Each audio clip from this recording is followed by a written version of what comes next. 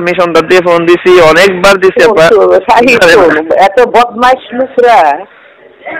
লোকরা বারবার হচ্ছে তোর বাবা কি করছে শুনলাম তো আমি আবার দিতেন। হ্যাঁ, পরিবারটা এরকম না হইলে শোন, হ্যাঁ খালেদার মতো লোক রে শোন বাসার মধ্যে ঢুকাইয়া উঠাও হইয়া যায়, কথাগুলা বুঝি। খালেদার মতো লোক রে, খালেদার আর যাই হোক সব দিকে ভালো থাকলে চারিত্রিক সমস্যা আছে। এটা তুমি জান না, এটা পৃথিবীর সবাই যখন উনি ঢোকে তখন কিন্তু বাসায় থাকে কে সুজন।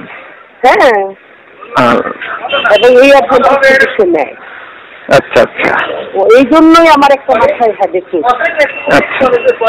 উনি ওই পরিবার থেকে যা পায়, মানে আমি যেটা বলতেছি সেটা আমার কাছ থেকে পাবে না, বা অন্য কোনো পাবে না। এবং আমার কাছ থেকে চাইছিল কোনো এক সময় আকারিং দিতে চাইলে সে রিটার্ন হয়েছে, বুঝছো? প্রথম যখন আমি স্কুলে আসি। হ্যাঁ, তুমি যাই বলো না কেন শাহি, একটা পর্যায়ে যে আমাদের হোটেল খেতে হবে, আমি কিন্তু ওইটা সবসময় চিন্তা করি। আচ্ছা আচ্ছা, এই সাইডটা কিন্তু তুমি কখনো মেনে নিতে পারবে না। তুমি যাই বলো না কেন শাহি, আর দুটো মামি আছে, ওর মা আছে, সেই বাসা।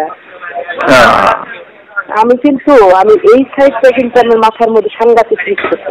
আচ্ছা আচ্ছা, বুঝতে পারছো? মানুষের কতগুলো সাইড আছে, তুমি তো বুঝতেছো না। ছেলে বুঝছো তুমি, আমি কি ওই সাইড গুলাকে সহায়তা করতে পারি? আমি প্রতিদিন ইনফ্লুয়েন্স করে দিতে পারবো না? না, আমি কি প্রতিদিন তার জন্য বিভিন্ন রসনার খাবার সামনে রেখে নানান ভাবে তাকে করতে পারবো না? কিন্তু সে কিন্তু প্রতিদিন এখানে 3 ঘন্টা 4 ঘন্টা এই জিনিসগুলো আছে একটা রিফ্রেশমেন্ট হচ্ছে। হচ্ছে কিনা? হচ্ছে। এবং ওরা কোনো ভাই থাকে না, মানে ইয়েরাও সুজন সুজন 2 মামা কেউ থাকে না। এই তো আচ্ছা, একটা 100% শুধু এটা তুমি তদন্ত করে দেখো। এই জিনিসটা যদি তুমি তদন্ত করতে পারো, তুমি যেটা প্রমাণ পাবা। ঠিক বলে। এখন হ্যাঁ, তোমার আমি কি বলবো, তোমার অন্য সাইডে স্নেহ করে, আমারও অন্য সাইডে স্নেহ করে, এইখানে আমি আমি কিন্তু এটা নিয়ে খুব চিন্তিত আছি। আমি উল্টা চিন্তিত হয়ে পড়ছি এখন। আমি কিন্তু বারবার তোমার এই জন্য বলতেছিলাম, ওই দিন তাৎক্ষণিক কি আমার এটা তৈরি করে। আচ্ছা আচ্ছা, খুব দ্রুত করে এলাম।